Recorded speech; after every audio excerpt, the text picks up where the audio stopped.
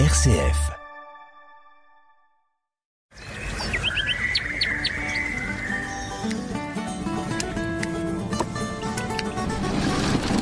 Vous écoutez l'agriculture en question, l'émission qui vous plonge au cœur de l'agronomie. Présentée par Hubert Cartel. Chaque semaine, cultivons ensemble l'avenir de nos terroirs. Bonjour à tous, bienvenue dans notre émission L'agriculture en question et j'accueille dans cette émission Jean-Marie Lette. Bonjour Jean-Marie. Bonjour Hubert, bonjour à tous. Alors Jean-Marie, vous qui êtes un spécialiste de l'économie agricole, c'est vrai que quand on parle de la Champagne, quand on en parle loin de chez nous, on pense d'abord aux vignes, mais aussi aux céréales et betteraves. Pourtant, il y a d'autres filières dans cette Champagne, dans notre région, d'autres filières de production, comme la pomme de terre. Et j'aimerais qu'on fasse le point, parce que moi je me souviens, quand je suis arrivé en Champagne à la fin des années 70, on disait c'est pas une terre à patates ici. Et au fil des années, on a vu se développer considérablement cette production. Alors est-ce qu'on peut en parler ? Alors tout à fait, oui, effectivement, la Champagne-Ardenne, depuis maintenant une bonne trentaine d'années, a développé de la pomme de terre et aujourd'hui, l'ancienne région Champagne-Ardenne, elle représente 10% des surfaces françaises. C'est la troisième région productrice, après le Nord-Pas-de-Calais qui est bien sûr la première, de très loin, la première zone de production, et puis également la Picardie. Et la France, elle se situe comment en Europe en termes de production ? Alors la France est le deuxième producteur européen après l'Allemagne. Il y a environ 200 000 hectares de pommes de terre en France. Alors qu'est-ce qui a fait que la pomme de terre soit arrivée et conquis cette région de la Champagne ? Ce sont à la base des pionniers qui ont mis en place, qui ont développé cette production. Et puis il y a l'implantation également d'entreprises agro-industrielles, on en parlera peut-être un peu tout à l'heure, qui ont finalement créé un marché local. Mais les conditions agronomiques conviennent bien à la pomme de terre ? Alors, bien sûr, les terres sont sans doute un petit peu moins adaptées à la pomme de terre que celles qu'on peut trouver dans le Santerre, en Picardie ou dans le nord de la France, mais c'est une terre légère, qui va tout à fait pour produire de la pomme de terre. Et puis, je crois qu'aussi la Champagne a mis en valeur la pomme de terre, la belle pomme de terre sans gale, avec une peau bien lisse. Voilà, et une peau claire, ce qu'on trouve ça nulle part, puisque en fait, le fait d'avoir des terres blanches, eh bien, permet d'avoir une peau relativement claire pour la pomme de terre, ce qu'on ne trouve pas dans les zones du nord de la France. Et les consommateurs aiment bien les blondes. Voilà. Chez les pommes de terre. Donc la Champagne s'est développée grâce à ce goût des consommateurs de pommes de terre, effectivement, à bel aspect, et avec une productivité à l'hectare, et aussi le fait qu'en Champagne, il y a de l'eau disponible. Oui, ça fait. C'est une culture qui a besoin de beaucoup d'eau. C'est effectivement absolument nécessaire. On ne peut pas faire de pommes de terre sans irrigation. Alors, on a différents types de production. Parce que autrefois on parlait de la patate, mais aujourd'hui on parle d'un produit noble qui est la pomme de terre, et il y a au moins 3 ou 4 catégories différentes. Voilà. Alors il y a effectivement la fécule, ça représente à peu près 15% de la production française de pommes de terre. Je rappelle que l'amidon de fécule, l'amidon issu de la fécule, il est utilisé pour la cartonnerie historiquement, mais aussi maintenant de plus en plus pour les préparations alimentaires. Malheureusement, on avait une usine dans la région à Hauts-Ciment et cette usine a fermé l'an passé, donc on n'a plus de production de fécule dans la région. Oui, historiquement, c'était une coopérative indépendante, mais qui faisait face à des concurrences terribles avec des grands groupes, qui a été reprise par Tereos, le groupe sucrier, mais malheureusement, Tereos n'a pas su lui trouver la rentabilité. Exactement, et finalement, l'usine a fermé. Alors ensuite, on a tout ce qui concerne les plants et les primeurs. Alors c'est pas une production de la région, mais ça représente quand même aujourd'hui 15% là aussi de la production. Et puis le gros du marché, c'est ce qu'on appelle la pomme de terre de conservation, qui représente à peu près 70% des volumes produits. Et cette pomme de terre de conservation, elle a 2 destinations. Elle est soit destinée au marché du frais.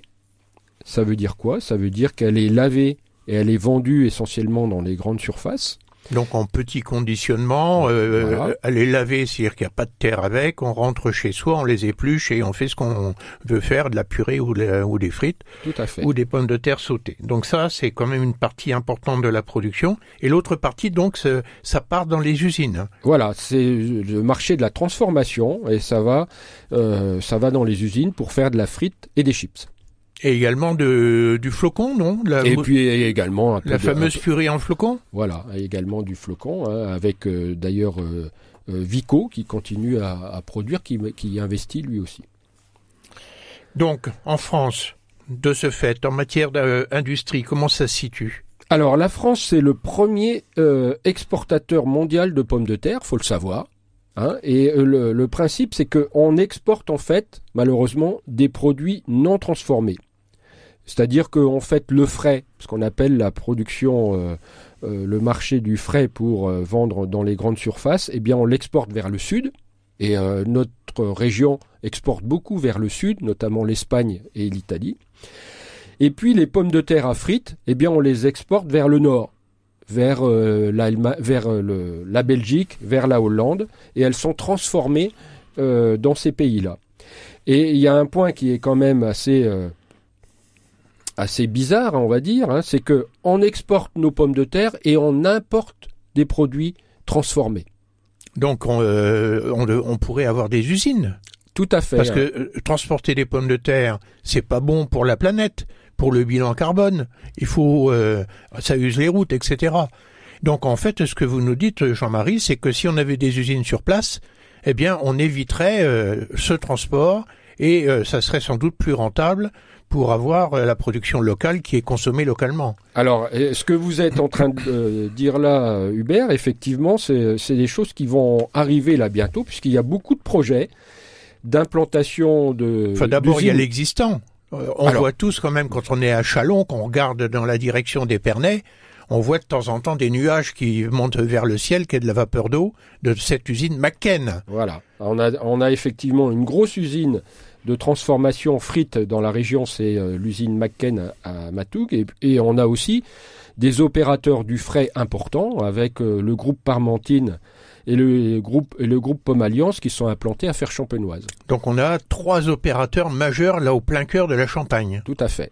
Et ces opérateurs, comme vous le disiez tout à l'heure, eh bien ils ont de gros projets d'implantation de nouvelles usines, hein, puisque McCain va investir une deuxième ligne ici à Matoug. Donc, alors c'est déjà, je crois, l'usine la plus productive d'Europe. C'est déjà une de leurs grosses, je ne sais pas si c'est la première, mais en tout cas c'est une de leurs grosses usines de production. Et puis Parmentine va aussi investir dans une friterie à Fère-Champenoise.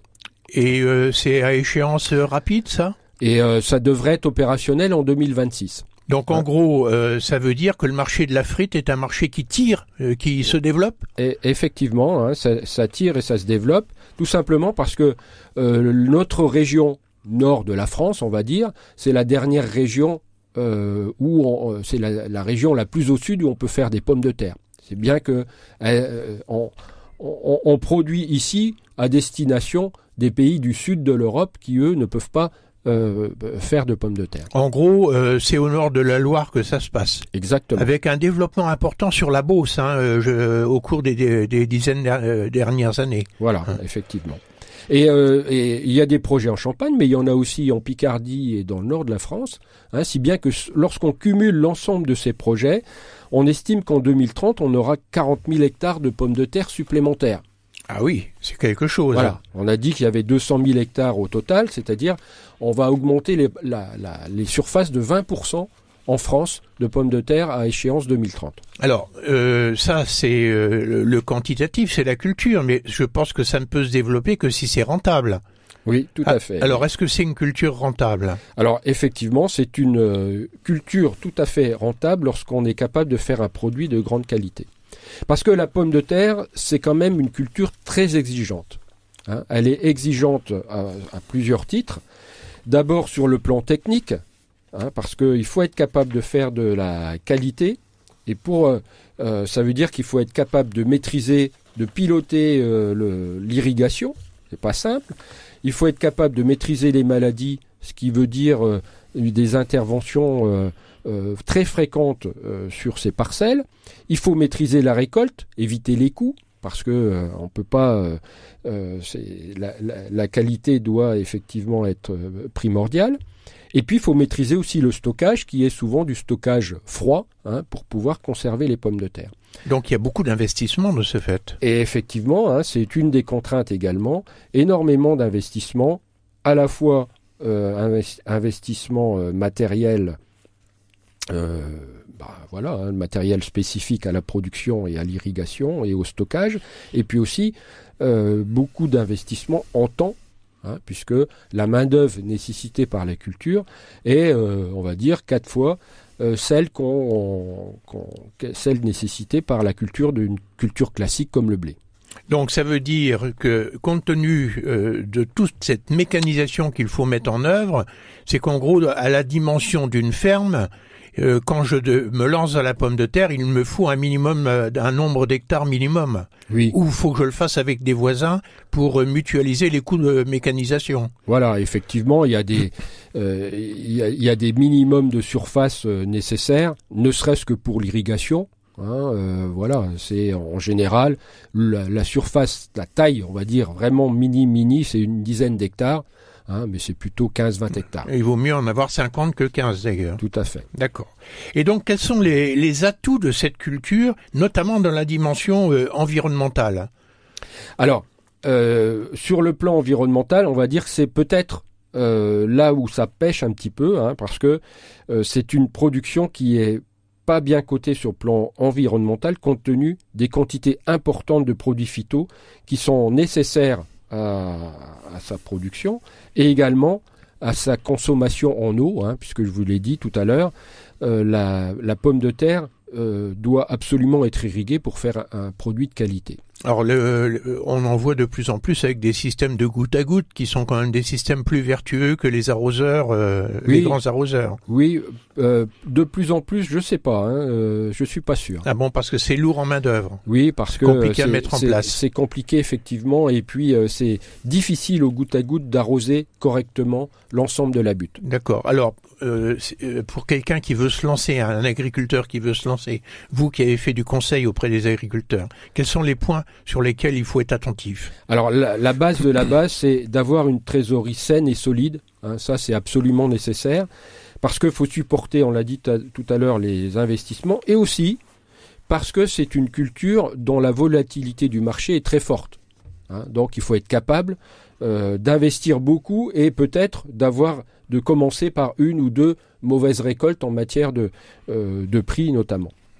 Il faut être bon technicien parce qu'on l'a dit, si on veut faire du travail de qualité, eh bien, il faut un produit de qualité.